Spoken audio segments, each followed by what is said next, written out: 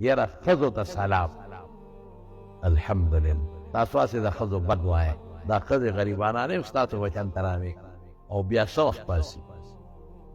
دا بړقۍ پاڅه، پېشمنې تیار دی او ته پاسوتی نه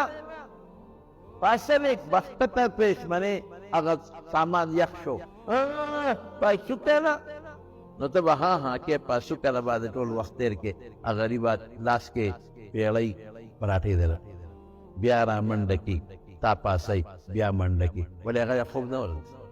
او باید زنانه پکې ماشومان بیل قلاره هلته واړه ورته پینګه پینګه کوي، واړه ورته ځان نه پینګه پینګه کوي او بیا راځي دله ځان نه ډوډۍ دله بېله پخوي، ترکاري دله بېله پخوي، چای دله بېله او ته په هغې کې نخرې کې پراټه یخه شوه نو پختي پاسه کړه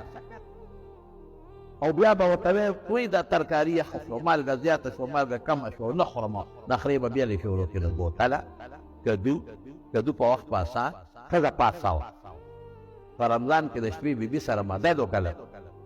امداد ورسره وکړه، وختي پاسه 2 رکعاته 4 رکعاته 8 رکعاته تهجد خو کم از کم وکړه که نه. دا رمضان خو د عبادت میاشت ده.